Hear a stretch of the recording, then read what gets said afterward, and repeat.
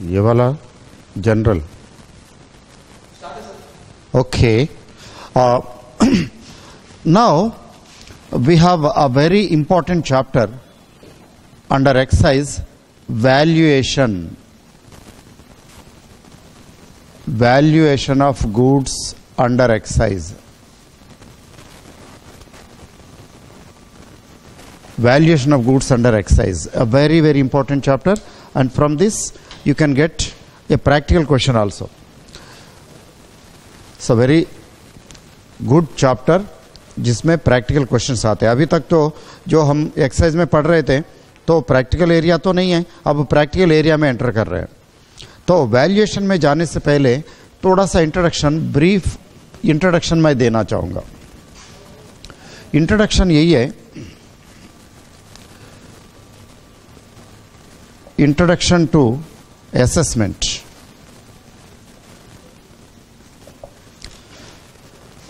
First point is what is assessment. You have to find out what is assessment. Assessment का मतलब है determination of duty. Levy, once levy part is complete, then we move over to assessment part. Levy के बाद तो assessment में आते हैं. तो levy का part हमने examine करके देखा. Section 3 चार्जिंग सेक्शन है, इसके अंदर हमने देखा ड्यूटी लगेगी नहीं लगेगी, बस लगेगी तो कब लगेगी, इतना तो देखा हमने सेक्शन 3 के द्वारा, सेक्शन 3 के माध्यम से. लेकिन अब नेक्स्ट स्टेप क्या होगा, लेवी के बाद ड्यूटी देनी है तो कब देनी है, कितनी देनी है. सो कब देनी है आपको ये भी पता चल गया. तो duty at the time of removal from factory और वेयर हाउस, जब फैक्ट्री और वेयर हाउस से जब गुड्स रिमूव करोगे उस समय असेसमेंट करना होगा. जैसे असेसमेंट करोगे तो ड्यूटी लायबिलिटी कंफर्म हो गई. तो ड्यूटी लायबिलिटी डिस्चार्ज करने के लिए तो उन्होंने टाइम दिया नेक्स्ट मंथ और नेक्स्ट क्वार्टर, 5th और 6th एज द केस में भी. सो उसी सिलसिले में ये समझना कि असेसमेंट प्रोसेस क्या है. यहाँ पे तो असेसमेंट तो सेल्फ असेसमेंट होता है. असेसमेंट का मीनिंग आपको पता है कि अमाउंट ऑफ ड्यूटी निर्धारित करना, डिटरमिन करना, एसरटेन करना, ascertainment of amount of duty. So how to ascertain amount of duty, यहाँ पे एक्सरसाइज में इसके बारे में समझना. ये assessment actually determination of duty different ways में होती है.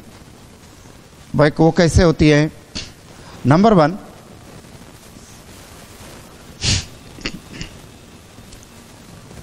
Based on quantity. Number 2, based on value. Number 3, based on production capacity.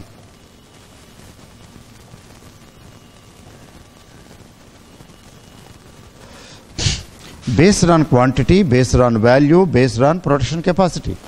तो इस तरह 3 प्रकार का होता है. तो तीनों में किसी प्रकार से गुड्स का अमाउंट ऑफ ड्यूटी, जो गुड्स आपने मैन्युफैक्चर किया और रिमूव किया, जो क्वांटिटी आप मैन्युफैक्चर करके रिमूव कर रहे हो, उस क्वांटिटी का ड्यूटी अमाउंट निर्धारित करते हैं. सो आपको ये भी मालूम होना चाहिए कि मैन्युफैक्चर के टाइम पे ड्यूटी लेवी होती है, ड्यूटी लायबिलिटी क्रिएट होती है, लेकिन लायबिलिटी वो कंटीजेंट लायबिलिटी है. जितना रिमूवल के टाइम पे जितना रिमूव करोगे उतने का ही असेसमेंट होगा, उतने का लायबिलिटी कंफर्म होता है और उतने का आपको लायबिलिटी क्लियर करनी पड़ती है. जैसे मैं आपको छोटा सा एग्जांपल देता हूँ, इस एग्जांपल से और क्लियर होगा. For example 7th January manufactured 20 tons and rate of duty से 10%.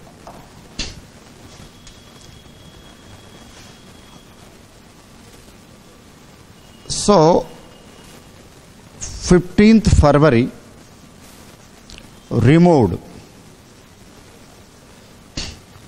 5 tons and rate applicable 12%.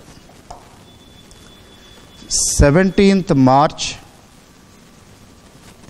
removed 10 tons, rate 8%। आप बताइए, इसका पहले आप समझे कि इसका असेसमेंट कैसे होगा, कब होगा, इसको पहले समझेंगे। असेसमेंट कब होगा? First thing is liability created on date of manufacture, that is levied on 20 tons at the rate 10%, because it is percentage, naturally value पे होता है। ये परसेंटेजेस जहाँ भी होते हैं तो वैल्यू पे होता है। 20 टन्स के वैल्यू पे, 20 टन्स के वैल्यू पे 10% के हिसाब से ड्यूटी लायबिलिटी क्रिएट किए गए। मान लो रेट 1000 रुपया, 20 टन्स का, एक टन का रेट 1000 रुपीज़ है, प्राइस की बात कर रहा हूँ। तो ये क्या हो गया? Liability has been created on 20,000 rupees at 10%। 1000 के हिसाब से क्या हो गया? 20,000 हो गया। 20 टन्स 20,000 का, 20,000 पे 10%। So liability has been created, see liability is 2,000 rupees liability created. So liability created on the date of say 15th February. So, oh sorry, it is not 15th February, liability is created 7th January. 7th January. You have manufactured on 7th January, liability was created on 7th January. This is the value and this is the duty. लेकिन आपको duty देनी नहीं है, liability केवल created है। Liability confirmed कब confirm होता है? On the date of removal, or means removal. So liability is confirmed on the date of removal, so that is assessment. इसको कहते हैं असेसमेंट हो रहा है। तो असेसमेंट कब हो रहा है? केवल 5 टन्स रिमूव किया आपने। देखिए 5 टन्स के लिए 5 टन्स मान लो ओनली 1000 रुपीज़ ही है, no change, no fluctuation. So it is 5000 rupees at the rate applicable will be as on 15th February। जिस दिन रिमूव कर रहे हैं उस दिन का रेट लेना। सो 5000 टन्स का 12% के हिसाब से ड्यूटी लायबिलिटी क्रिएट किया गया। सो 5000 का 600 रुपीज़ ड्यूटी लायबिलिटी। यहाँ देखना 2000 रुपये ड्यूटी लगी जो आपने मैन्युफैक्चर किया, लेकिन ड्यूटी पे करनी है केवल 600 रुपया। क्यों? जितना रिमूव करोगे उतने का ही असेसमेंट होगा, बाकी 15 टन का कुछ नहीं पड़ा रहेगा। Liability was created already, but पे करने की जरूरत नहीं है। जितना रिमूव करोगे उतना ही पे करोगे। ये कॉन्सेप्ट अच्छा से समझना एक्सरसाइज में। केवल 5 टन्स रिमूव कर रहे हो, 5 टन्स का ही असेसमेंट हुआ और उस समय जो रेट है उस रेट के हिसाब से असेसमेंट हुआ। नेक्स्ट फिर क्या हुआ? Liability again confirmed 17th March on date of removal. So 17th March का असेसमेंट हुआ। सो कितने टन्स का हुआ? 10 टन्स। मान लो प्राइस सेम है, सो एट द रेट ऑफ 1000 ले रहा हूँ। सो 10 टन्स का तो 10,000 हो गया। 10,000 का रेट अप्लीकेबल 8% है, सो 8% के हिसाब से 800 रुपया ड्यूटी पे करनी। सो इसकी ड्यू डेट क्या होगी? ड्यू डेट मैं कहूँ, ड्यू डेट ऑफ पेमेंट का ड्यू डेट होता है, तो लास्ट क्लास में हम डिस्कस कर रहे थे। इसका ड्यू डेट क्या होगा? मान लो manufacturer is X limited, manufacturer is a non SSI, ये स्मॉल स्केल इंडस्ट्री नहीं है। नॉन एसएसआई तो मंथली होता है। अगला महीना जनवरी का पेमेंट कब देगा? पे बाय 6th February। मैं ई पेमेंट है ना, ई पेमेंट मैंडेटरी है, ई पेमेंट मैंडेटरी है तो 6 तारीख को होगा। यदि अदरवाइज पे करेगा था, कैश डिपॉजिट करेगा तो 5th होगा। एंड इसकी लायबिलिटी कब होगी? डेट ऑफ रिमूवल ये 17th मार्च को, ओ सॉरी ये 6th February नहीं, 15 फरवरी को रिमूव किया ना, सॉरी चेक कीजिए, डेट ऑफ रिमूवल 15 फरवरी, सो इसकी liability by March next month 6 को होगा। डेट ऑफ रिमूवल के हिसाब से करना हमने, डेट ऑफ मैन्युफैक्चर का तो इररिलेवेंट है। सो डेट ऑफ रिमूवल 15 फरवरी है, सो 6 मार्च को पे करना है इसकी 600 रुपया।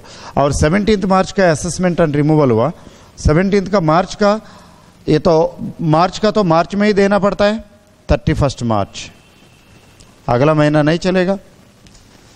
सो मार्च का 31 मार्च में ही है, एंड इसका बाकी महीने का तो अगला महीना 6 तारीख। ये नॉन एसएसआई का केस है। सपोज एसएसआई होता तो नेक्स्ट क्वार्टर होगा, सो फरवरी का क्वार्टर एंडिंग मार्च, सो 31 मार्च होगा, मंथली क्वार्टरली पेमेंट है तो 31 मार्च होगा, और इसका भी 31 मार्च होगा, क्वार्टर एंडिंग मार्च दोनों का। ये क्वार्टरली पेमेंट है तो क्वार्टरली पेमेंट है तो ये होगा, मंथली पेमेंट है तो ये होगा। Find out the difference. Non SSI monthly पे करेगा, अगला महीना 6 तारीख, एंड एसएसआई तो अगला क्वार्टर 6th, अगला क्वार्टर 6th, लेकिन मार्च होगा तो सेम 31 मार्च, अप्रैल में नहीं जाएगा। सो इससे क्या पता चलता है हमें, जितना मैन्युफैक्चर किया उतने का ड्यूटी लगेगा उस समय के रेट के हिसाब से, लेकिन जितना रिमूव करोगे उतना उस दिन असेसमेंट होगा और उतना ही ड्यूटी लायबिलिटी डिस्चार्ज करना, केवल जितना रिमूव करोगे उतना। इसमें देखा आपने 5 टन और 10 टन 15 टन रिमूव्ड है, स्टॉक ऑलरेडी स्टॉक कितना पड़ा हुआ, 5 टन ऑलरेडी अभी बचा हुआ, उसका असेसमेंट करने की जरूरत नहीं है। जब तक रिमूव नहीं करोगे तब तक असेसमेंट करने की जरूरत ही नहीं है, पड़ा रहेगा। जिस दिन रिमूव करेगा उस दिन असेसमेंट करो, उस दिन के रेट ऑफ ड्यूटी के हिसाब से, और उसी हिसाब से ड्यूटी पे करो, राइट। सो ये समझना चाहिए कि असेसमेंट कैसे होता है।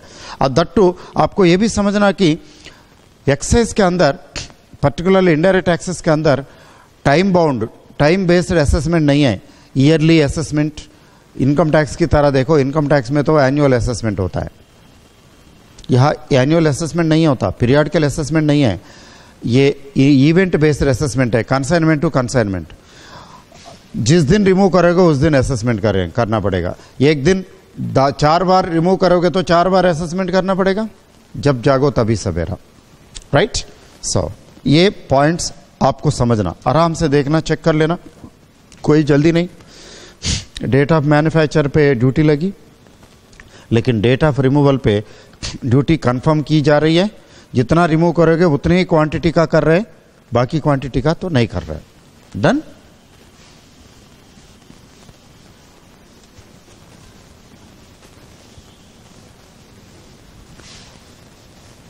अब देखिए, अब आइए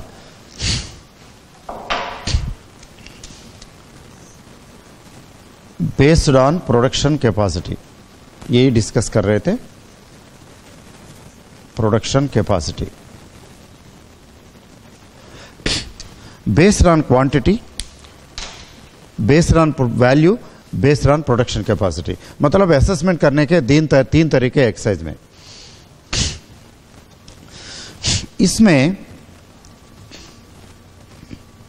क्वांटिटी का मतलब, ये इनको कहते हैं स्पेसिफिक ड्यूटी और specific rates. The duty paid under this method is called specific duty. इसके अंदर जो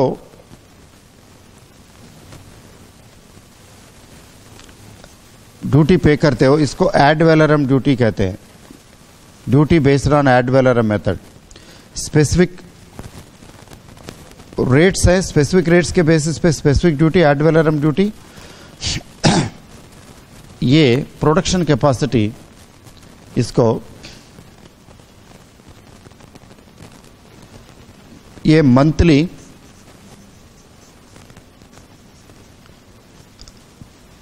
पेमेंट पर मशीन पर मंथ, मशीन का वर्किंग आवर्स वर्किंग आवर्स पर इन ए मंथ चेकअप कर लेते और उस हिसाब से पर मशीन पर मंथ करके कर लेते। तो specific duty means based on quantity, these are unit rates, these are percentage rates. Here quantity into rate, यहाँ पे value into rate, number of machines into rate। देखा कैलकुलेट करने का, आपका तो असेसमेंट तैयार है। असेसमेंट कैसे करते हैं? Quantity into rate, value into rate and number of machines into rate. Quantity into rate का मतलब है यहां पे suppose you have manufactured cigarettes, example cigarettes, मैं एक हाइपोथेटिकल एग्जांपल्स ले रहा हूं। सिगरेट्स मैन्युफैक्चर किया, unit is 1000 numbers, 1 unit is equal to 1000 numbers. आपने 750 units manufactured and removed, duty amount and unit rate is unit rate से for example 682 rupees पर 1000 cigarettes का 682 rupees. Let us take this as a hypothetical example. ये rate standard नहीं है, different filter cigarette, non filter cigarette, बहुत सारे rates है, varieties है। दट ये रोज ये चेंज होते भी रहते हैं, बढ़ाते रहते हैं, क्योंकि सिगरेट पीने वाले छोड़ेंगे नहीं ना, इसीलिए। तो इसका कैलकुलेशन कैसे करते हैं? एक कंपनी ने, सिगरेट मैन्युफैक्चरर ने 750 यूनिट्स रिमूव किया। 750 यूनिट्स रिमूव किया, 1 unit is equal to 1000 numbers, 1000 cigarettes. So 750 into duty payable is equal to 750 into 682 rupees। हो गया? This is the amount of duty। कैसे? बहुत सिंपल है। देखा आपने, quantity into rate, quantity into rate, इस तरह करते हैं। यहां यूनिट क्या है? यूनिट ऑफ मेजरमेंट क्या है? 1000 numbers. Number is the unit. Here number is taken as the unit. And similarly कुछ और एग्जांपल्स भी ले सकते हैं। ये देखा, ये आपको तो समझ में आ गया। ओके, नेक्स्ट देखिए, एक और एग्जांपल लेता हूं इसका। फॉर एग्जांपल पेट्रोल, पेट्रोल के लिए भी ये स्कीम एप्लीकेबल है। Petrol unit rate is, unit is equal two litre. Here unit of measurement is litre and rate is equal to, say hypothetically 12 rupees per liter, 12 rupees per liter। unit is liter, unit rate is 12। अब बताइए 12,000 liters removed from refinery, refinery में बन गया, 12,000 litres remove किया। तो अब बताइए, duty आप कैलकुलेट करके बता सकते हैं। सो 12,000 इंटू 12 रुपीज, 144,000। देखा कितना इजी हो गया, असेसमेंट हो गया। Amount of duty payable is, एक लीटर पे 12 रुपया एक्साइज ड्यूटी देनी है। आपने 12,000 लीटर्स प्रोड्यूस किया, तो 12 into 12 144 into multiplied by 1000। So 1,44,000 rupees duty। Similarly cement, cigarettes, cement, certain varieties of cements में भी ये चलता है। एक और एग्जांपल लेता हूं, मार्बल स्लैब्स। मार्बल स्लैब्स पे एक्साइज ड्यूटी लगती है। मान लो unit is square metre, unit is square metre, तो 1 unit is 1 square metre. So rate से फॉर एग्जांपल 60 रुपीज, पहले 30 हुआ करता था, बढ़ गया। मैं हाइपोथेटिकली ले रहा हूं। 1 स्क्वायर मीटर पे 60 रुपया ले रही है गवर्नमेंट, लेट अस अज्यूम। अब बताओ, removed, produced and removed 5000 square meters, 5000 square meters आपने रिमूव किया। इसका ड्यूटी कैलकुलेट करके बता सकते हैं? यहां लिखता हूं। So rate is 60 multiplied by 5000 units. So कितना हो गया?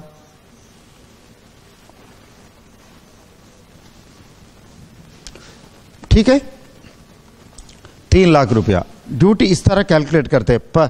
सो यहां पे यूनिट ऑफ मेजरमेंट क्या हो सकता है?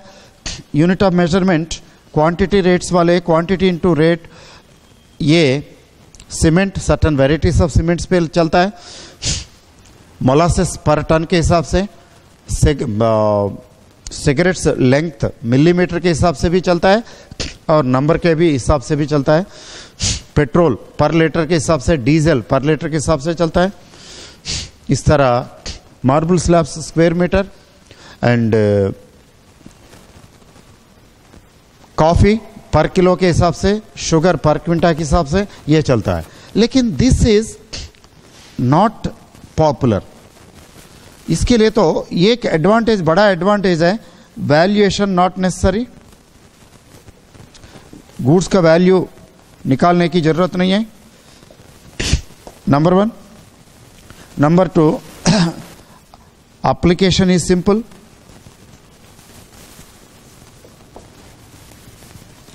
But this is applicable only for a few products, and this is not popular and not convenient. Not popular. This is not popular, and because this is not convenient. Why it is not convenient? पता है?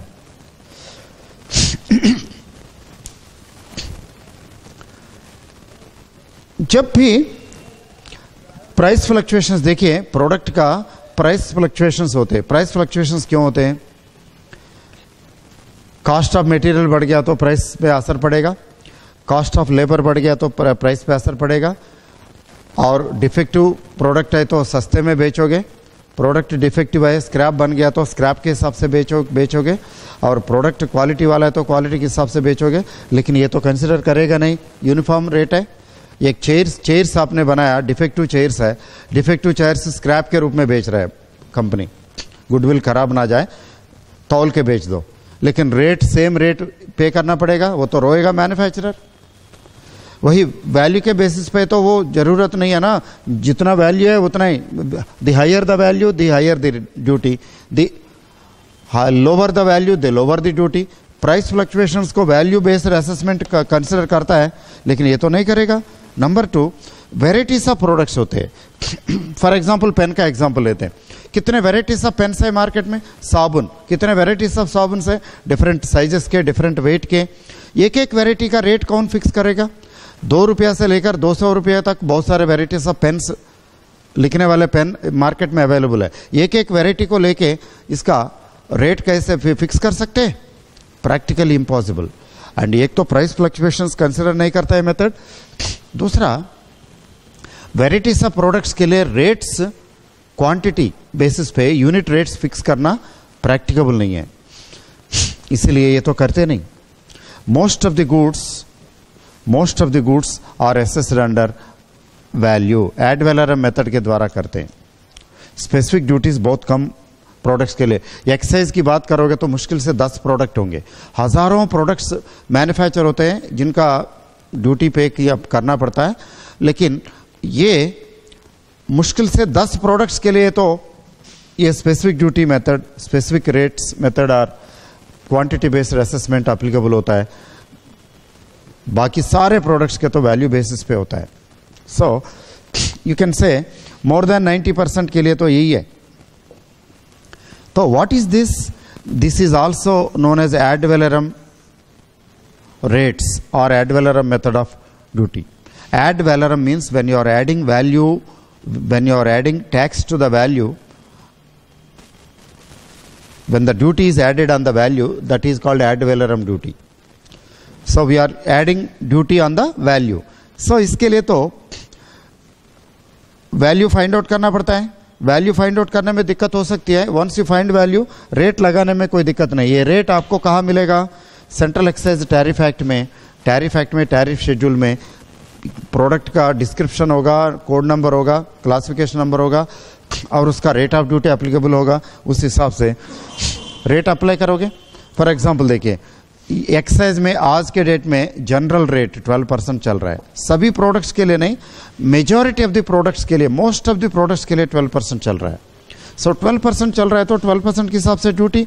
से for example you have manufactured product x, product x आपने manufacture किया और इसका value है 10 लाख।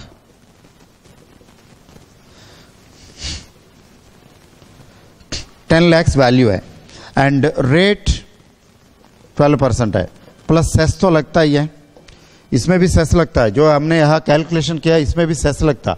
मैंने cess ignore किया, अभी सेस डाला नहीं, अदरवाइज सेस लगता है, हर चीज़ पे सेस लगता है, यहाँ भी सेस लगता है।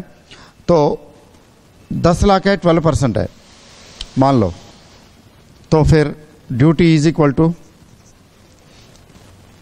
सेस 3% लगता है ना, सो 12.36% ऑफ 10 lakhs हो गया काम, असेसमेंट हो गया। 1 2 3 6 1,23,600 ड्यूटी आ गया इंक्लूडिंग सेस।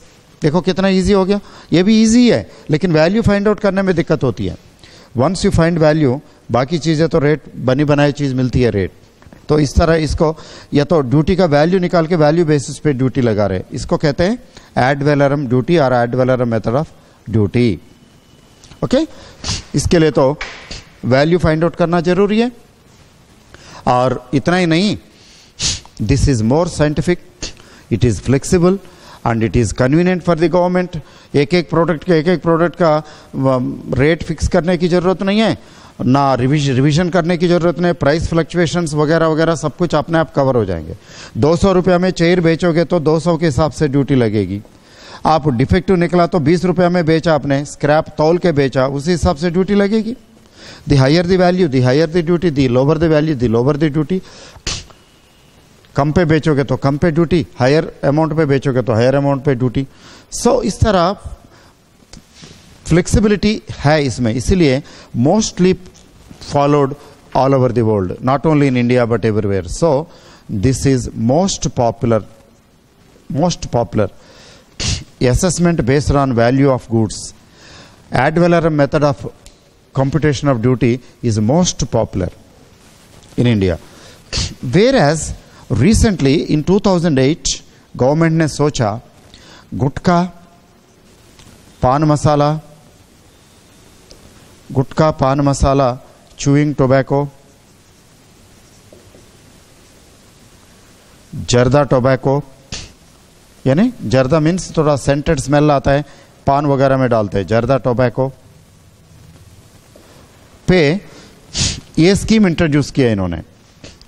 क्यों इंट्रोड्यूस किया? ये स्कीम ऐसा है कि आपको कोई फॉर्मेलिटीज कुछ नहीं करना। आप अपना मशीन देखो, मशीन का रेट फिक्स करते हैं, मशीन के वर्किंग आवर्स चेकअप करते हैं। एक मशीन 1 घंटे में कितना प्रोड्यूस करता है गवर्नमेंट एक बार चेकअप करती है, उसके हिसाब से कितना प्रोडक्शन निकलता है, उस पर कितना ड्यूटी लग सकता है, लगना चाहिए, वो सारा कैलकुलेट करके पर मशीन पर मंथ के हिसाब से ड्यूटी वसूल करते हैं। This is under section 3A, याद रखना section 3A, based on production capacity. ये सेक्शन 3A के अंदर जो प्रोडक्ट्स है यही प्रोडक्ट्स है, नोटिफाइड प्रोडक्ट, सभी के लिए नहीं है। और इनके लिए तो पर मशीन पर month. For example a particular machine है, एग्जांपल लेता हूं, मशीन एक्स है, इसका रेट है 6,20,000 पर मंथ।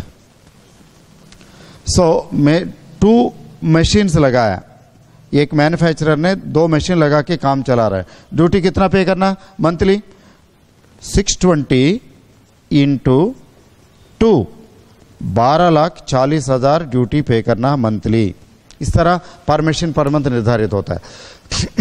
ये an officer not below the rank of assistant commissioner will fix the determine the rates. And these are subject to revision, revision तो कर सकते हैं, मगर इंपॉर्टेंट पॉइंट क्या है, यहां पे आपकी फैक्ट्री कभी बंद भी हो तो फिर भी देना पड़ेगा। लगातार 15 दिन या 15 दिन से ज़्यादा बंद है तो उसके लिए तो प्रोपोर्शनेटली रिड्यूस करेंगे, अदरवाइज नहीं करेंगे। ये क्यों इंट्रोड्यूस किया पता है इनके लिए, क्योंकि ये लोग नंबर 2 अकाउंट में बहुत काम कर रहे हैं। छोटा छोटा माल है, ऑटो में आधी रात को स्मॉल स्केल इंडस्ट्री में ज़्यादा चलता है ये काम। छोटे छोटे लाला चाचा की दुकान जैसा चलाते हैं ये लोग। फ्रॉड कर रहे हैं, मतलब गुड्स मैन्युफैक्चर कर रहे हैं, रिमूव कर रहे हैं, अकाउंट फर नहीं कर रहे हैं। तो ये इससे निपटने के लिए इनके लिए तो कह दिया कि भाई हम आपका कंट्रोल, आपके ऊपर कंट्रोल नहीं करेंगे, चेकिंग नहीं करेंगे, कुछ नहीं करेंगे, सिंपली आप पर मशीन पर मंथ के हिसाब से पे करो, आपके यहाँ आके देखेंगे भी नहीं। जैसे कहते हैं ना, चोर के हाथ तिजोरी की चाबी, आप करो या मरो, हमें पर मशीन पर मंथ इतना पे करो। तो ये किया, लेकिन केवल लिमिटेड प्रोडक्ट्स, इतने ही प्रोडक्ट्स के लिए स्कीम अप्लीकेबल है। दैट टू ये कंपलसरी स्कीम है, ऑप्शनल नहीं है, दिस इज कंपलसरी। मैन्युफैक्चरर के पास ऑप्शन नहीं है। लेकिन एक और स्कीम है कंपाउंडेड लेवी स्कीम करके। Compounded levy scheme different products के लिए कंपाउंडेड लेवी स्कीम है। वो एल्यूमिनियम सर्किल्स, स्टेनलेस स्टील पट्टास एंड पट्टीज, means aluminium sheets, stainless steel sheets जिनसे बर्तन वगैरह प्रोडक्ट्स बनाते हैं, वो शीट्स के लिए वो अलग से कंपाउंडेड लेवी स्कीम मेथड है, सिस्टम है। वो कंपाउंडेड लेवी स्कीम मेथड है तो वो ऑप्शनल है, ये ऑप्शनल नहीं है। इन प्रोडक्ट्स के लिए ये मंथली स्कीम ऑप्शनल नहीं है, कंपलसरी है, मैंडेटरी है। Whereas compounded levy scheme के अंदर जो प्रोडक्ट्स है, स्टेनलेस स्टील पट्टास पट्टीज, एल्यूमिनियम सर्किल्स, वो ऑप्शनल है। ऑप्शनल का मतलब है मैन्युफैक्चरर चाहे तो वो मंथली स्कीम में पे करेगा, अदरवाइज नॉर्मल स्कीम में ड्यूटी पे करेगा कैलकुलेट करके। सो अभी तक हमने क्या डिस्कस किया, क्या समझा, ये देखिए।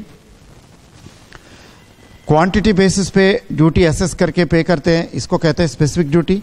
वैल्यू बेसिस पे ड्यूटी एसेस करके पे करते हैं, इसको कहते हैं add valorem duty. And monthly duty production capacity के बेसिस पे करते तो इस तरह करते हैं। आपके पास चॉइस नहीं है, एक्चुअली जो प्रोडक्ट आप बना रहे हो ना उसी हिसाब से ये तय हो चुका है। ऐसा नहीं कि आप चॉइस ले सकते हो, ऐसा नहीं है। सो ये असेसमेंट का brief idea. So next step है हमें ये देखना कि मोस्टली इंडिया में कौन सा मेथड फॉलो करते हैं, किस मेथड के द्वारा करते हैं, बता सकते हैं? ये तो बहुत कम है, ऑलरेडी मैंने बता दिया, मुश्किल से 10 प्रोडक्ट्स है। एंड ये तो 4-5 प्रोडक्ट्स है बस, टोबैको प्रोडक्ट्स है ये सर, ये भी बहुत कम है। तो इसका मतलब most of the products are covered under this scheme. So most of the products are on the basis of value. मानते हो ना?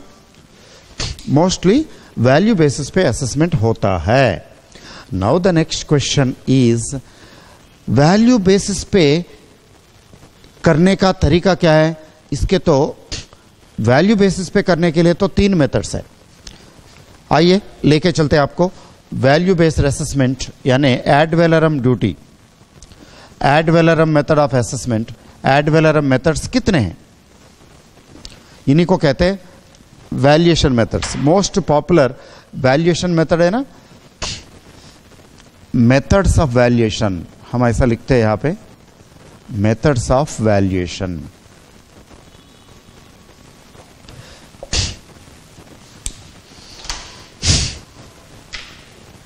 ये मेथड्स ऑफ वैल्यूएशन एक्सरसाइज के अंदर मोस्टली वैल्यू के बेसिस पे होता है। यहाँ पे methods of valuation 3 methods of valuation है। एक है tariff value, based on tariff values. Tariff values section 3(2) excise act के अंदर section 3(2). Next MRP values. MRP means maximum retail price. MRP values, section 4A.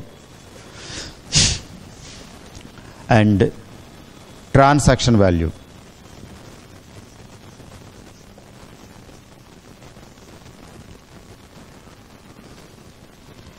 Section 4 देखा, tariff value, MRP value और transaction value. मतलब transaction value method के द्वारा assess करते, value find out करके assess करते ये। एंड एमआरपी, प्रोडक्ट का MRP maximum retail price printed होता है ना, एमआरपी प्रिंटेड होता है, जो भी प्रोडक्ट बाजार से खरीदते हैं वैल्यू के बेसिस पे करते। This is section 4A। And कुछ प्रोडक्ट्स के लिए तो टैरिफ वैल्यू ये गवर्नमेंट नोटिफाई करती है। टैरिफ वैल्यू का मतलब value notified by government. Government खुद फिक्स करती है वैल्यू, और उस वैल्यू पे आपको सिंपली टैरिफ एक्ट में जाके उसका अप्लीकेबल रेट लेके वो रेट अप्लाई करके लगाना। ये किस प्रोडक्ट के लिए आपके पास चॉइस है क्या, इनमें से कोई भी मेथड अपना के कर लो? सॉरी, ऐसा नहीं कर सकते। किसके लिए कौन सा मेथड अप्लीकेबल होगा वो गवर्नमेंट ने स्पेसिफाई किया। यहां पे transaction value method is a general method, और यू कैन से रेसिजुअल मेथड। रेसिजुअल और जनरल का मेथड मतलब है this is applicable only when specific situation is not applicable. This is specific method, और you can say exception.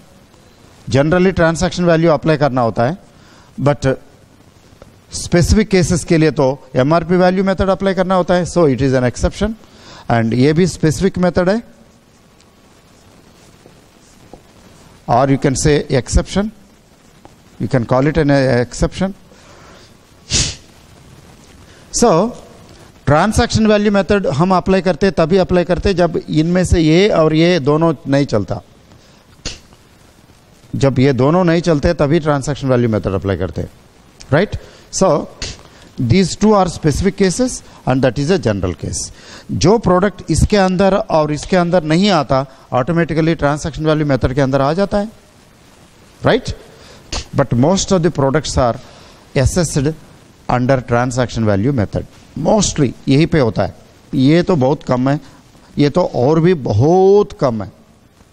And tariff value actually क्या होता है, इसके अंदर values are notified by government, central government यानी मिनिस्ट्री ऑफ फाइनेंस। बस variety और different products के लिए तो, डिफरेंट एरियाज के लिए तो डिफरेंट रेट्स फिक्स कर सकते हैं। मैन्युफैक्चरर वाइज भी डिफरेंट फिक्स कर सकते हैं। Product variants, different products, different varieties के लिए भी डिफरेंट रेट्स फिक्स कर सकते हैं, और even based on different consumers ऐसा भी हो सकता है। गवर्नमेंट की मर्जी, होलसेल प्राइस और prices prevailing at different areas लेके समहाउ फिक्स करेगी गवर्नमेंट। ये आज के डेट में किसके लिए? Readymade garments,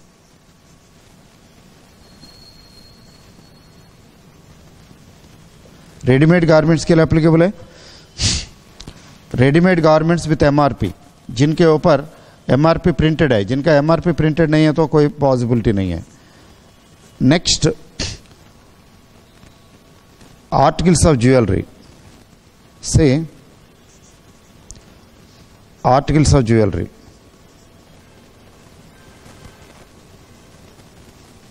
other than precious metals, सोना चांदी वगैरह के लिए नहीं है, आर्टिफिशियल ज्वेलरी के लिए, आर्टिकल्स ऑफ ज्वेलरी, इन दोनों के लिए ये मेथड अप्लाई करते हैं। बाकी के तो ना के बराबर। पहले ये गुटखा पान मसाला के लिए भी था, लेकिन अभी गुटखा पान मसाला उधर चला गया, इसलिए अब यहाँ पे केवल 2 ही प्रोडक्ट्स है। रेडीमेड गारमेंट्स के लिए इन्होंने प्रिस्क्राइब किया value is equal to 30% of MRP.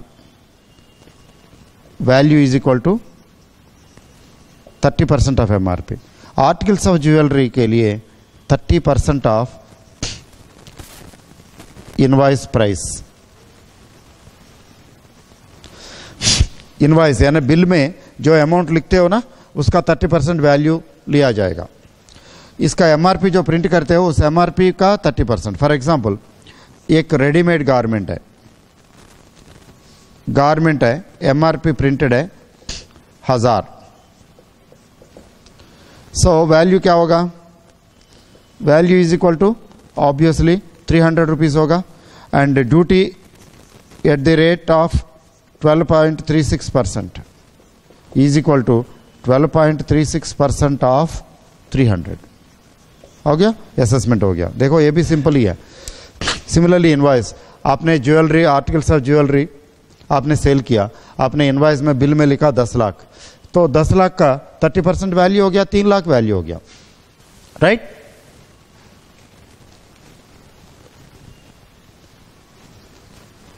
Okay, देख लेना, आराम से समझना।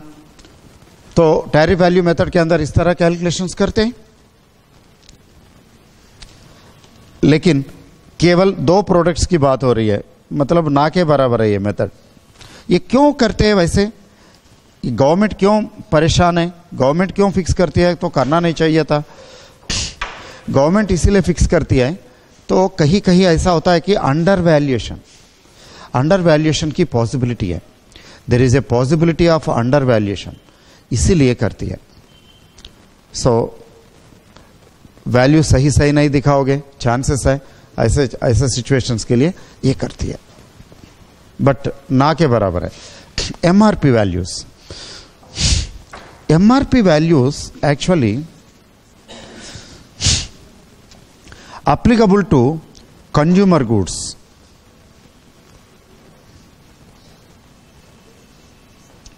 sold in pre-pack यानी पैकेज्ड कमोडिटी, पैकेट्स पैक करके, पैक कंज्यूमर गुड्स तो पैक करके तो बेचते, तो पैक ऐसा लेते हैं, इसके ऊपर एमआरपी वगैरह होता है, क्वांटिटी देखते हैं, date of manufacture, date of expiry, normally quantity, price देखते हैं ना, मेनली तो प्राइस ही देखते हैं, प्राइस देखते हैं। सो प्राइस देख के तो खरीदना नहीं खरीदना तो डिसाइड करते हैं। पैकेट फॉर्म में होता है, खोल के देखने नहीं देते। सो ऐसे प्रोडक्ट्स को गवर्नमेंट नोटिफाई करती है, जिनको नोटिफाई किया सोल्ड इन प्री पैक होनी चाहिए विथ एमआरपी, इसके ऊपर एमआरपी भी प्रिंटेड होना चाहिए, एंड एमआरपी डिक्लेरेशन मैंडेटरी होना चाहिए। Mandatory means compulsory, MRP declaration mandatory भी होना चाहिए। यानी ये स्कीम केवल consumer goods sold in pre packed commodity, pre packed form में होनी चाहिए, एमआरपी प्रिंटेड होनी चाहिए, वो भी एमआरपी कंपलसरी होनी चाहिए अंडर ए लॉ। इसके लिए तो ये कानून है legal metrology act, legal metrology act है, 2009 में आया है। लीगल मेट्रोलॉजी एक्ट के अंदर कंज्यूमर गुड्स जो कोई भी मार्केट में बेचते हो, प्रिंट पैक करके बेचते हो, तो ये सारे डिटेल्स, प्राइस वगैरह वगैरह डिटेल्स के साथ ही आपको रिमूव करना होगा, अदरवाइज पॉसिबल नहीं है। इसीलिए इस एक्ट के अंदर जो प्रोडक्ट्स है उनके लिए तो ये स्कीम अप्लाई किया जा सकता है। नेक्स्ट एक और चीज़ है, medicine, certain medicine are also covered under this scheme. So इसके लिए तो drugs and cosmetics act 1940, drugs and cosmetics act के अंदर भी मेडिसिन है, उनमें से कुछ ड्रग्स के लिए भी ये एप्लीकेबल है। सो ये है स्टोरी, जिनके लिए तो कंज्यूमर पैक्स होनी चाहिए विथ एमआरपी होनी चाहिए, वो भी MRP under a particular law compulsory होनी चाहिए। ये सारे कंडीशन सेटिस्फाई हो गए, तब जाके उनमें से सेलेक्टिवली गवर्नमेंट नोटिफाई करती है सेक्शन 4A के अंदर, उनको सेलेक्टिवली गवर्नमेंट सेक्शन 4A के अंदर नोटिफाई करती है। सच नोटिफाइड गुड्स जो भी है उनके लिए ये एमआरपी स्कीम अप्लीकेबल होगा। देखा। सो ऑल कंज्यूमर गुड्स के लिए नहीं है, all consumer goods sold in pre pack with MRP where MRP compulsory के लिए नहीं है। उनमें से जिनको गवर्नमेंट नोटिफाई करती है केवल उन्हीं के लिए अप्लीकेबल है। इस तरह देखा जाए तो गवर्नमेंट आज तक देखा जाए तो 140 प्लस वेराइटीज नोटिफाइड है अभी तक, सारे के सारे नहीं है। 140 प्लस वेराइटीज अभी तक गवर्नमेंट ने नोटिफाई किया, जिनके लिए सेक्शन 4A स्कीम अप्लीकेबल है। इसमें क्या क्या होता है? कंज्यूमर गुड्स है, कंज्यूमर गुड्स में बड़ी बड़े छोटे से लेकर बड़े तक भी है. फॉर एग्जांपल बिस्किट्स है कोल्ड ड्रिंक्स है, cold drinks, mineral waters etcetera. And refrigerator बड़ा है फिर भी है. Refrigerator is a pre packed commodity. TVs, LCD, LED, what ever it is. और कंप्यूटर पेरिफेरल्स, ऐसे ऐसे बहुत सारे प्रोडक्ट्स है जिनके लिए ये स्कीम एप्लीकेबल है, एमआरपी स्कीम एप्लीकेबल है. तो फुटवेयर एमआरपी स्कीम एप्लीकेबल है. तो इस तरह बहुत सारे प्रोडक्ट्स के लिए तो एमआरपी स्कीम एप्लीकेबल है. 140 प्लस प्रोडक्ट्स है और जिनको नोटिफाई किया उन्हीं के लिए स्कीम अप्लाई करते हैं. Then what is the scheme, इसका स्कीम क्या है. सो मैं स्कीम में जाना चाहूँगा. कैसे करते, method of computation, method of computation of duty.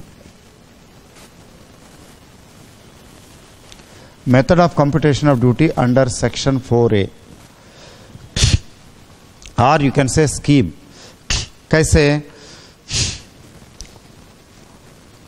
Government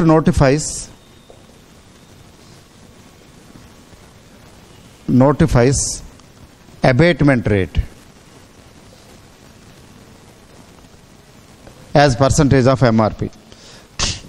So value is calculated, value is equal to MRP minus abatement. MRP कौन प्रिंट करता है. एमआरपी तो उनकी मर्जी है, मैन्युफैक्चरर अपनी मर्जी से जो मर्जी जो प्राइस चाहिए वो प्रिंट करेगा. एमआरपी मैन्युफैक्चरर प्रिंट करेगा और एबेटमेंट गवर्नमेंट नोटिफाई करेगा और दोनों के कॉम्बिनेशन में this minus this automatically value निकल गया. जब वैल्यू निकल गया तो दुनिया सामने आ गई. तो ड्यूटी लगाने में कोई देर नहीं लगती. एग्जाम्पल देखिए, ड्रिंकिंग वाटर, कूल ड्रिंक ले लो. कूल ड्रिंक का जमाना नहीं है वैसे, तो cool drink. So cool drink है एमआरपी से मान के चलो से 30 रुपीज और इसका एबेटमेंट कितना पता है. अब आज के डेट में जो चल रहा है रेट वो मैं बता रहा हूँ, 40% एबेटमेंट है. ये रेट बदलते रहते हैं, ये तो फिक्स्ड नहीं है, आपको रटने की जरूरत नहीं है. एग्जामिनेशन में क्वेश्चन देता है एग्जामिनर, वो तो एबेटमेंट रेट भी देता है. नहीं देगा तो हम नहीं कर सकते.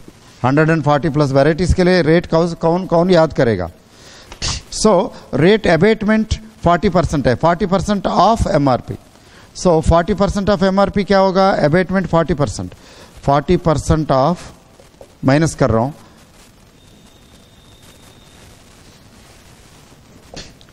40% of 30, that is equal to 30 minus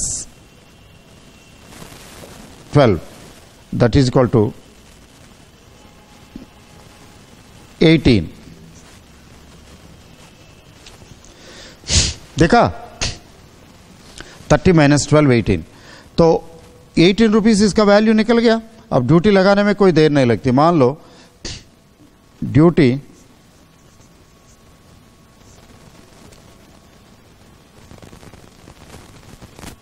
12%, मैं ऐसे ही ले रहा हूं. 12% ड्यूटी है तो 12.36% ऑफ 18 रुपीज हो गया.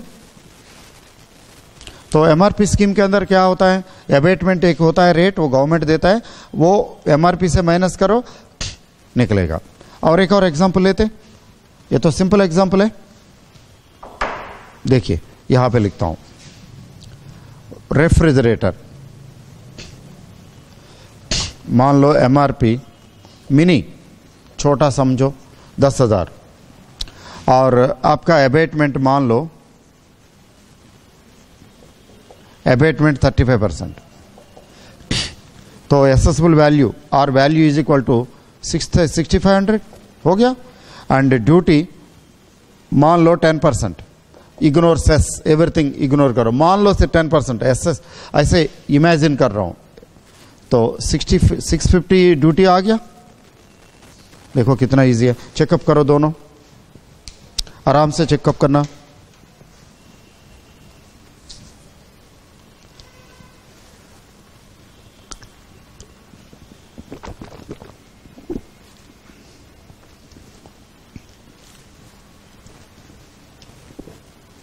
ओके। सो कितना इजी है, बहुत इजी है, लेकिन कई बहुत सारे प्रोडक्ट्स के लिए नहीं है ये, बहुत कम प्रोडक्ट्स के लिए स्कीम अप्लाई करते। 140 प्लस प्रोडक्ट्स को अभी तक गवर्नमेंट ने नोटिफाई किया, उन्हीं प्रोडक्ट्स के लिए स्कीम अप्लाई करते। मगर ये scheme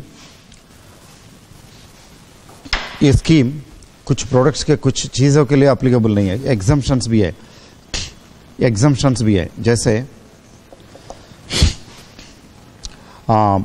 product weighing below 10 grams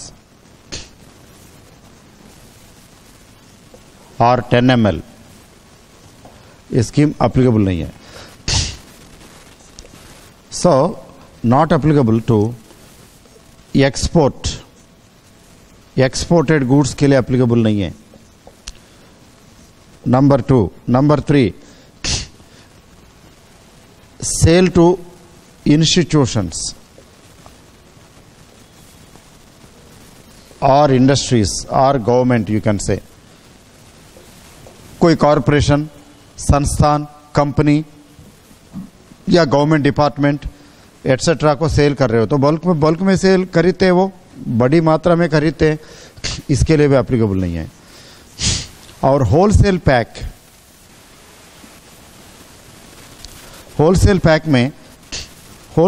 में आप बेच रहे हो, होलसेल पैक के लिए स्कीम एप्लीकेबल नहीं है, कंज्यूमर पैक के लिए ही एप्लीकेबल है स्कीम। इस तरह आपको देखना पड़ेगा कि ये स्कीम कहाँ एप्लीकेबल है, कहाँ एप्लीकेबल नहीं है। ओके, एंड एमआरपी स्कीम इस तरह करते हैं। Then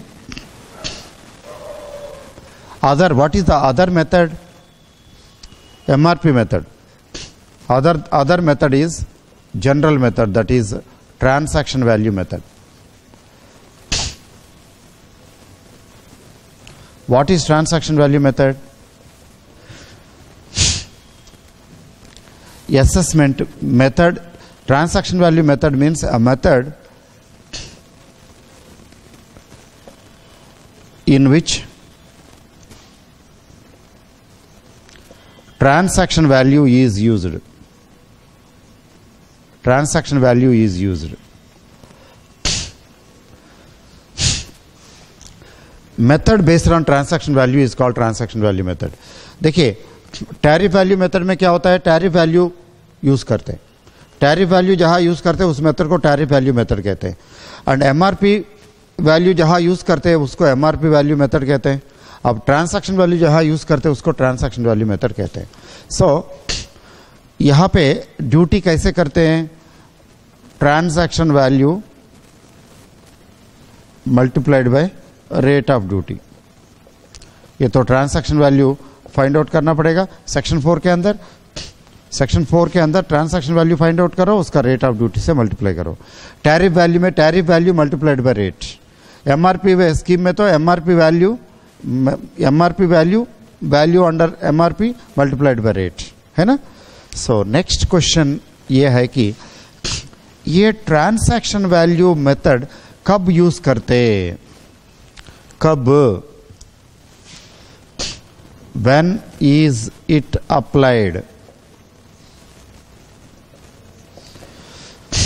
Because this is general method, applied where other methods are not applicable. क्योंकि ये जनरल मेथड है ना, जनरल मेथड तभी चलेगा जब स्पेसिफिक मेथड एप्लीकेबल नहीं है। Other methods are not applicable. Other methods का मतलब क्या होता है, for example specific duty method नहीं है और प्रोडक्शन कैपेसिटी मेथड नहीं है, मंथली स्कीम नहीं है और टैरिफ वैल्यूज नहीं है, टैरिफ वैल्यूज भी एप्लीकेबल नहीं है, एमआरपी वैल्यूज भी एप्लीकेबल नहीं है। इनमें से कोई एप्लीकेबल नहीं है तो ऑटोमेटिकली क्या होगा, apply transaction value method. when all other methods apply transaction value method. तब तो ट्रांजैक्शन वैल्यू मेथड अप्लाई करो। इनमें से कोई भी नहीं चलेगा तो स्पेसिफिक ड्यूटी स्कीम नहीं चलेगा, प्रोडक्शन कैपेसिटी स्कीम नहीं चलेगा, टैरिफ वैल्यूज नहीं चलेंगे, एमआरपी वैल्यूज नहीं चलेंगे। इनमें से कोई भी नहीं चलेंगे, चलने वाले हैं तो ऑटोमेटिकली ट्रांजैक्शन वैल्यू अप्लाई करते हैं। It is applied when other methods are not applicable. आराम से चेक कर लेना। सो इसीलिए आप इसको कह सकते हैं कि residual method. Residual method means method where it is applied as a last this thing. तो स्पेसिफिकली कोई स्पेसिफिक सिचुएशन के लिए तो स्पेसिफिक मेथड्स हैं, तो इनमें से कोई मेथड अप्लीकेबल नहीं है तो जनरल मेथड है। That general method is transaction value method.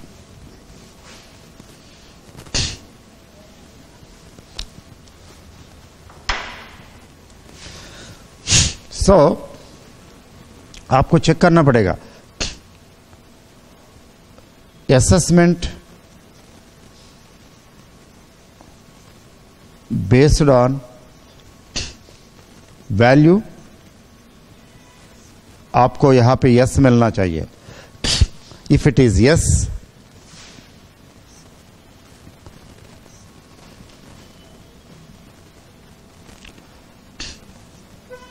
tariff values applicable,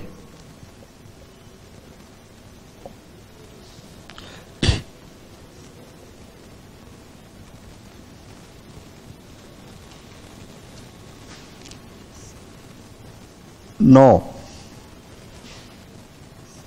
then check करो MRP values applicable, MRP values applicable, ये चेक करो।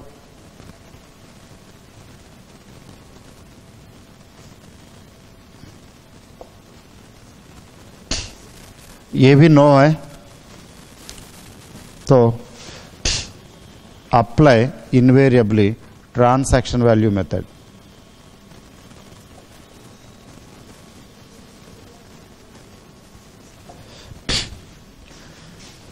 वैल्यूएशन वैल्यू बेस्ड असेसमेंट जरूर है, लेकिन आपको ये चेक करना कि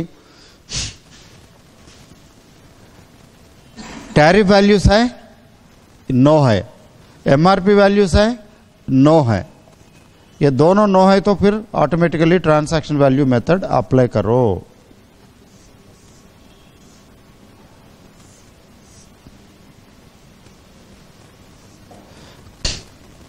ये दोनों नो है।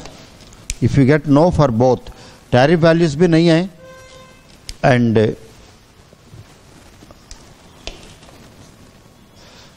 एमआरपी वैल्यूज भी नहीं है तो transaction value, and tariff value yes है तो अप्लाइड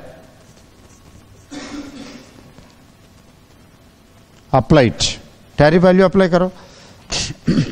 एमआरपी वैल्यू है तो ये यस है तो अप्लाइड, एमआरपी वैल्यू अप्लाइड। किसने मना किया? ये दोनों नो है तो ट्रांजैक्शन वैल्यू अप्लाई करो। अभी हमें इतना पता चला कि ट्रांजैक्शन वैल्यू कहाँ अप्लाई करना पड़ता है, कब अप्लाई करना पड़ता है। It is applied only when other methods are not applicable. Then अभी हमें ये देखना, चेक करना ये ट्रांजैक्शन वैल्यू मेथड होता क्या है। ट्रांजैक्शन वैल्यू मेथड में ट्रांजैक्शन वैल्यू क्या है। ओके, एक बार आराम से चेक करना, आराम से चेक करना, पढ़ के देखना।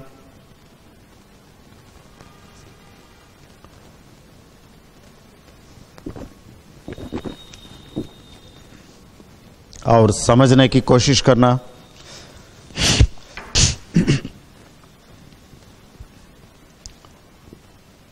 ओके, अब क्या करना हमने, अब ट्रांजैक्शन वैल्यू मेथड में जाइएगा। टैरिफ वैल्यू में कैसे ड्यूटी लगाते हैं, कैलकुलेट करते हैं, एमआरपी में कैसे करते हैं तो हमने देख लिया। अब तो ट्रांजैक्शन वैल्यू मेथड में देखना। सो ट्रांजैक्शन वैल्यू मेथड में करने के लिए सबसे पहले हमें ये देखना कि ट्रांसैक्शन वैल्यू होता क्या है। ट्रांसैक्शन वैल्यू होता क्या है? सो व्हाट इज, पहले तो वैल्यू तो फाइंड आउट करो, वैल्यू फाइंड आउट करो तभी इसके ऊपर ड्यूटी लगा दे। तो ये होता क्या है ये तो समझना। इसके लिए तो समझने के लिए कोई प्रयास करने की, ज़्यादा प्रयास करने की ज़रूरत नहीं है, क्योंकि section 4(3)D central excise act के अंदर सेक्शन 4(3)D में ट्रांसैक्शन वैल्यू को डिफाइन किया। Transaction value has been defined under section 4(3)D। उस डेफिनेशन के अंदर इसका निचोड़ मैं दूं तो transaction value means actual sale price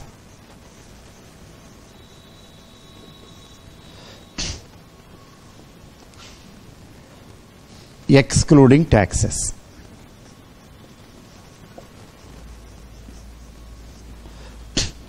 The actual sale price excluding taxes is equal to transaction value. So इतना सिंपल है। इसका एग्जाम्पल लेते हैं, actual sale price excluding taxes. Suppose sale price दिया है before taxes, excise duty sales tax वगैरह नहीं लगाया, 1,00,000 रुपया। रेट ऑफ ड्यूटी 10% है। सिंप्लीफाई कर रहा हूं, नो सेस नथिंग, हमें तो समझना है। So assume nothing, only excise duty 10% है, तो वैट इसके ऊपर लगता है से 10%। सिंप्लीफाइड। अब देखो कितना आसान है। So selling price before taxes का मिल गया, तो excise duty is equal to duty at the rate of 10% is equal to 10,000, right. ये तो टोटल हो गया 1,10,000। और सेल्स टैक्स वैट की बात कर रहे हो, VAT at the rate of 10% 11,000। So total price after tax, price after tax और प्राइस इंक्लूडिंग टैक्स के टैक्सेस क्या हो गया 121,000। This is customer price. So customer से इतना लेना।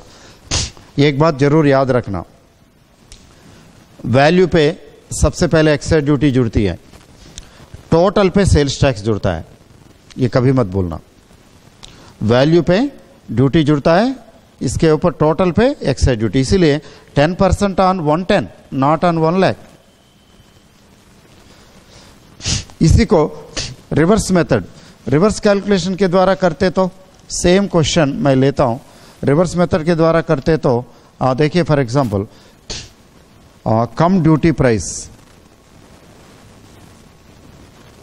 कम duty come tax everything inclusive of all taxes. You can also write this inclusive of price, inclusive of taxes. ये दिया है, मान लो 1,21,000। आप बताओ। और दिया है एक्साइज ड्यूटी 10% एंड वैट 10%। ये कैसे कैलकुलेट करते हैं? बहुत सिंपल, 121,000 इंटू 100/110 करेंगे तो ये आएगा 110, 1,10,000। This is after excise duty but before sales tax. This is after excise duty but before sales tax. इसी को 110 को लेके 100/110 दोबारा करेंगे तो 1,00,000 आ गया। This is value before excise duty, value before duty, value after duty and value after sales tax. 1,00,000, 1,10,000, 1,00,000 reverse calculation से किया हमने, या इकट्ठा सिंगल स्टेप में लेना चाहते हैं तो ऐसा भी हो सकता है। 100/110 स्क्वेयर, 100/110 स्क्वेयर में तो ऑटोमेटिकली 1,00,000 आ जाएगा। कोई टेक्निकलिटीज नहीं है, बहुत ज़्यादा मैथमेटिकल नहीं है। इनडायरेक्ट टैक्सेस में प्रैक्टिकल क्वेश्चंस बहुत सिंपल होते हैं, इजी भी होते हैं, लेकिन समझना होता है। कॉन्सेप्ट समझ के करेंगे तो बहुत इजी है। So what is transaction value? It is the price before taxes. Okay, done.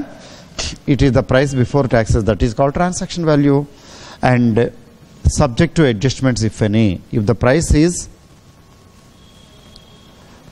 subject to adjustments, the definition says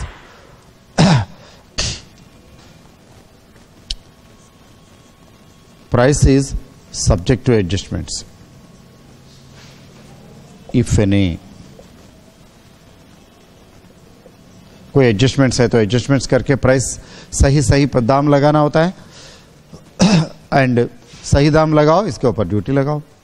so that is transaction value method. Transaction value method apply करने के दो तरीके। वो कैसे? ये देखिए, ये फ्लो चार्ट देखेंगे। Transaction value method applicable, check करो। वैल्यू मेथड एप्लीकेबल, सबसे पहले ये चेक करना।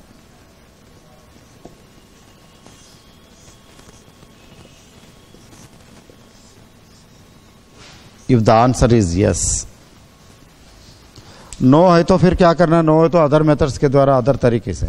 Suppose transaction value method applicable, then is there any goods sold, actual sale, is there any sale? ये चेक करना। sold means whether you have sold the goods, आपको check करना पड़ेगा yes or no। ये यहां पे check करना पड़ेगा, yes भी हो सकता है, no भी हो सकता है।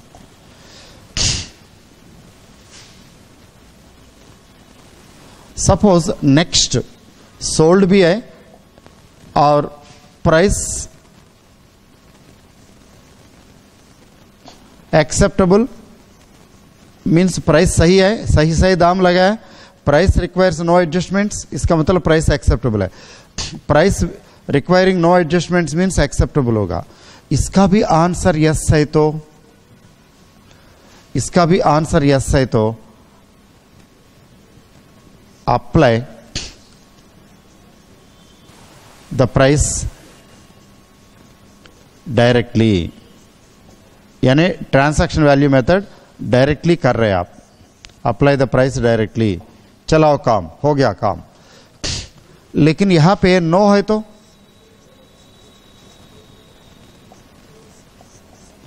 यहां पे नो है तो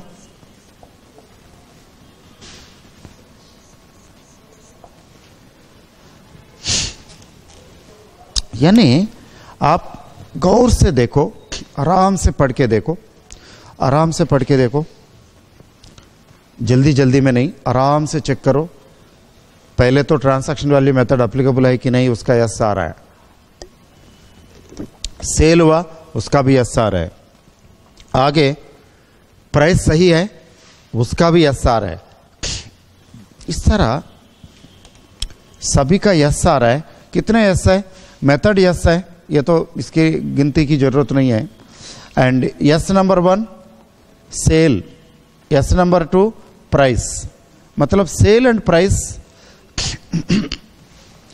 सेल एंड प्राइस में कोई ऑब्जेक्शन है, सेल भी हुआ और प्राइस में कोई ऑब्जेक्शन नहीं, एडजस्टमेंट्स की जरूरत नहीं है, अंडर वैल्यूएशन नहीं है, बिल्कुल प्राइस सही है, सही दाम लगाया तो automatically clean chit, apply transaction value method.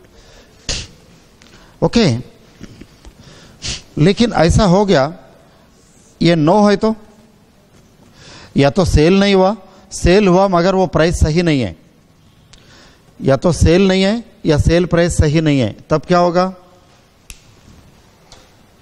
बताइए? या तो सेल नहीं हुआ या सेल प्राइस सही नहीं है, तब क्या करोगे?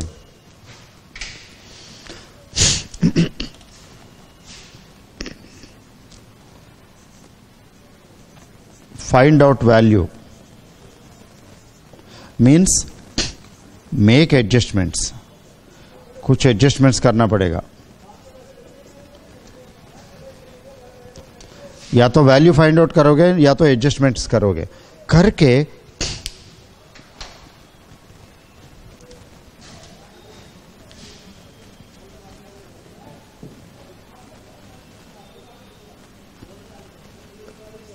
अप्लाई।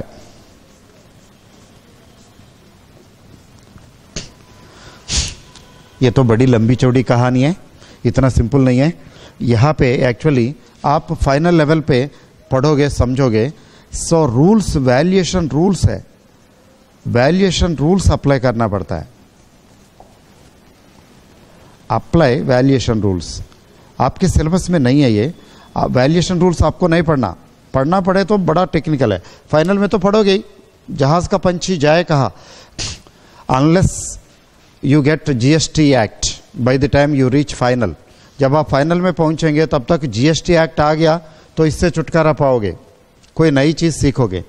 नहीं तो ये वैल्यूएशन रूल्स इन्वेरिएबली बड़े डिटेल में, बड़े तरीके से करना पड़ना पड़ेगा एक्सरसाइज में, अदरवाइज मुश्किल है। सो रूल्स के मेथड के द्वारा करोगे, ये रूल्स मेथड के द्वारा ये करोगे, otherwise direct road royal. Yes 2 yes मिल गए तो डायरेक्ट, कुछ एडजस्टमेंट्स ही नहीं है, डायरेक्टली करोगे। या तो यहां पे सेल के लिए नो मिला या प्राइस के लिए नो मिला, कहीं भी यदि नो मिला तो आपको तो रूल्स के माध्यम से एडजस्टमेंट्स करके करना पड़ेगा। ये कैसे करते हैं आगे हम देखेंगे। ट्रांसैक्शन वैल्यू में कैसे वैल्यू कैसे निकालते हैं, और इंक्लूसिव है तो कैसे करते हैं, ये सारी चीज़ें इसमें इंक्लूसिव क्या क्या इंक्लूड होते हैं, प्राइस में एडजस्टमेंट्स है ना, क्या क्या एडजस्टमेंट्स में क्या क्या इंक्लूड होते हैं, क्या क्या नहीं इंक्लूड नहीं करते, ये सारी चीज़ें हम सीखेंगे नेक्स्ट। डन? ओके।